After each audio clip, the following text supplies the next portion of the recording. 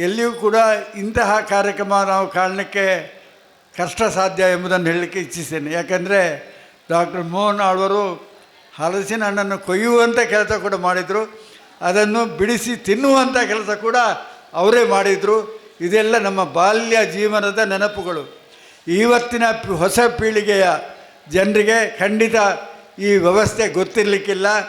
ನಾವು ಸಣ್ಣ ಪುಟಾಣಿಗಳಾಗಿದ್ದಂಥ ದಿನಗಳಲ್ಲಿ ನಮ್ಮ ಒಳ್ಳೆಯ ತಿಂಡಿ ಇದ್ದರೆ ಅದು ಹಲಸಿನ ಹಣ್ಣು ಮಾತ್ರ, ಬೇರೆ ಏನನ್ನು ಕೂಡ ದುಡ್ಡು ಕೊಟ್ಟು ತರಬೇಕು. ಹಲಸಿನ ಹಣ್ಣು ನಮ್ಮ ಮನೆಯಲ್ಲಿ ಇರುವುದರಿಂದ ಹಲಸಿನ ಹಣ್ಣೇ ದೊಡ್ಡ ಒಂದು ಫ್ರೂಟ್ ಆ ದಿನಗಳಲ್ಲಿ. ಇವತ್ತಿನ ಕಾಲಘಟ್ಟ ಬದಲಾವಣೆ ಆಗಿದೆ. ಹಲಸಿನ ಹಣ್ಣು ತಿನ್ನುವುದಂದರೆ ಅದೊಂದು ಸಣ್ಣ ವಿಷಯ ಅಂತ ಹೊಸ ಪೀಳಿಗೆ ಯುವಕರಲ್ಲಿದೆ. ಆದರೆ ಅದನ್ನು ಸುಳ್ಳು ಮಾಡುವಂಥ ಕೆಲಸ ಇವತ್ತು ದೀಪಂ ಈವೆಂಟ್ಸ್ ಮತ್ತು ನಮ್ಮ ಕಾರ್ಲಾ ಮೀಡಿಯಾದವರು ಡಾಕ್ಟರ್ ಮೋಹನ್ ಆಳ್ವರ ಮುಖಾಂತರ ಮಾಡಿ ತೋರಿಸಿದ್ದಾರೆ ಎಂಬ ಮಾತನ್ನು ನಾನು ಇಲ್ಲಿ ಉಲ್ಲೇಖಿಸಲಿಕ್ಕೆ ಇಚ್ಛಿಸ್ತೇನೆ. ಡಾಕ್ಟರ್ ಮೋಹನ್ ಆಳ್ವರ ಮನೆಗೆ ಹೋದರೆ ಅಲ್ಲಿ ಒಂದು 50 ಥರದ ಮಾವಿನ ಹಣ್ಣಿನ ಗಿಡಗಳಿದೆ.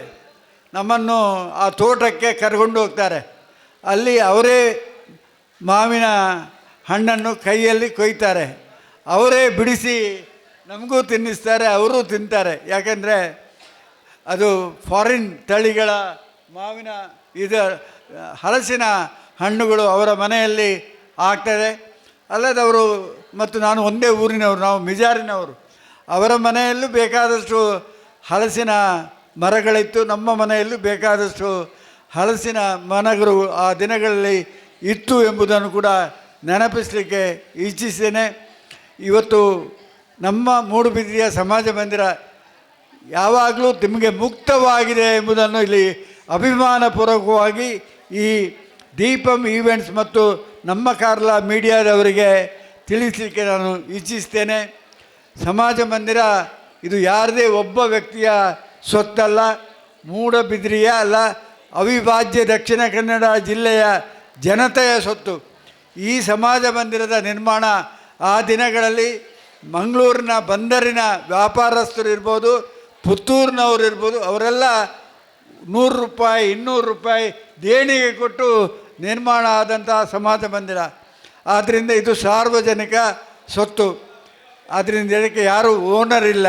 ಇದು ಸಾರ್ವಜನಿಕರ ಆಡಳಿತಕ್ಕೆ ಮಾತ್ರ ಸೀಮಿತವಾಗಿ ನಾವು ಇರುವುದು ಎಂಬುದನ್ನು ಇಲ್ಲಿ ಉಲ್ಲೇಖಿಸಲಿಕ್ಕೆ ಇಚ್ಛಿಸ್ತೇನೆ.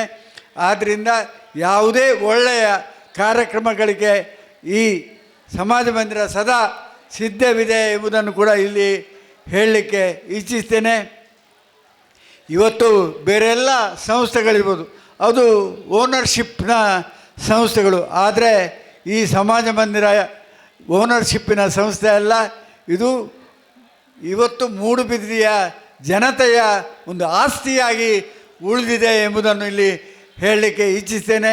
ಅದಕ್ಕಾಗಿ ಇಲ್ಲಿ ಬೇರೆ ಬೇರೆ ಸಾಂಸ್ಕೃತಿಕ ಕಾರ್ಯಕ್ರಮಗಳಿರ್ಬೋದು, ಬೇರೆ ಬೇರೆ ವ್ಯವಸ್ಥೆಗಳು ಈ ಸಮಾಜ ಮಂದಿರದಲ್ಲಿ ಸದಾ ನಡೀತಾ ಇದೆ ಎಂಬುದನ್ನು ಹೇಳುತ್ತಾ, ಇವತ್ತಿನ ಈ ದೀಪಂ ಈವೆಂಟ್ಸ್ನವರಿಗೆ, ಕಾರ್ಲಾ ಮೀಡಿಯಾದವರಿಗೆ ಅದನ್ನು ಮುಂದಿನ ದಿನಗಳಲ್ಲಿ ಮೂಡುಬಿದಿರೆ ಮೀಡಿಯಾ ಆಗಿ ಪರಿವರ್ತನೆ ಮಾಡಬೇಕು ಎಂಬ ನಮ್ಮ ಸ್ವಾಭಿಮಾನದ ಪ್ರಶ್ನೆ. ಆದ್ದರಿಂದ ಮೂಡುಬಿದಿರೆ ಮೀಡಿಯಾವನ್ನು ರಚಿಸಿಕೊಂಡು ತಾವು ಈ ಕಾರ್ಯಕ್ರಮವನ್ನು, ಯಾಕೆಂದರೆ ನಾವು ಕಾರ್ಕಳ ತಾಲೂಕಿನಲ್ಲಿ ಹಿಂದೆ ಇದ್ದೆವು, ಇವತ್ತು ಕಾರ್ಕಳ ತಾಲೂಕಿನಲ್ಲಿಲ್ಲ. ನಾವು ಮೂಡುಬಿದಿರೆ ತಾಲೂಕು ಬೇರೆ ಆಗಿ ಬೇರೆ ತಾಲೂಕಾಗಿ ಬೇರ್ಪಟ್ಟಿದ್ದೇವೆ, ಜಿಲ್ಲೆ ಕೂಡ ಬೇರೆ ಆಗಿದ್ದೇವೆ. ಏನೇ ಇರ್ಬೋದು, ನಮಗೆ ಕಾರ್ಕಳದ ಋಣ ಇದೆ, ಕಾರ್ಕಳದ ಮೇಲೆ ಅಭಿಮಾನ ಇದೆ. ಆದರೆ ಇವತ್ತು ನಮ್ಮ ಮೂಡುಬಿದಿರೆ ಮೀಡಿಯಾ ಮುಖಾಂತರ ಮುಂದಿನ ಕಾರ್ಯಕ್ರಮವನ್ನು ತಾವು ನಡೆಸಬೇಕೆಂಬ ಹಾರೈಕೆಯೊಂದಿಗೆ ಕಾರ್ಕಳದವರೇ ಮಾಡ್ಬೋದು, ಹೆಸರು ಮೂಡುಬಿದಿರೆ ಅಂತ ನಾಮಕರಣ ಮಾಡಿಕೊಳ್ಳಿ ಎಂಬ ಹಾರೈಕೆಯೊಂದಿಗೆ ನನ್ನ ಮಾತಿಗೆ ವಿರಾಮ ಹಾಡ್ತೇನೆ. ಹಲಸಿನ ಹಣ್ಣು ಬಡವರ ಒಂದು ಆಹಾರ. ಇದು ಹಿಂದಿನ ದಿನಗಳಲ್ಲಿ ನಮ್ಮ ಬಾಲ್ಯ ಜೀವನದಲ್ಲಿ ನಾವು ಕೃಷಿ ಬದುಕಿನಲ್ಲಿ ಬದುಕಿದವರು. ಹಲಸಿನ ಹಣ್ಣು ಆ ದಿನಗಳಲ್ಲಿ ಬೇಕಾದಷ್ಟು ತಿಂದು ಬಡವರು ಬದುಕ್ತಾ ಇದ್ದಂಥ ಕಾಲ. ಮಳೆಗಾಲದಲ್ಲಿ ಬೇಕಾದಷ್ಟು ಅಕ್ಕಿ ಸಿಗ್ತಾ ಇರಲಿಲ್ಲ, ಹಲಸಿನ ಹಣ್ಣೇ ತಿಂದು ಬದುಕಿದಂಥ ಈ ತುಳುನಾಡಿನ ಜನರನ್ನು ನೆನಪಿಸಿಕೊಂಡು ಇವತ್ತು ಮುಂಬೈಯಲ್ಲಿ ಹೋಗಿ ಆಗರ್ಪರ್ ಶ್ರೀಮಂತರಾಗಿದ್ದಾರೆ. ಆ ದಿನಗಳಲ್ಲಿ ಅವರು ಕೂಡ ಹಲಸಿನ ಹಣ್ಣೇ ತಿಂದು ಬದುಕಿದಂಥ ದಿನಗಳನ್ನು ನೆನಪಿಸಿಕೊಂಡು ಇವತ್ತಿನ ಈ ಕಾರ್ಯಕ್ರಮದ ಸಂಯೋಜಕರಿಗೆ ಅಭಿನಂದನೆಗಳು.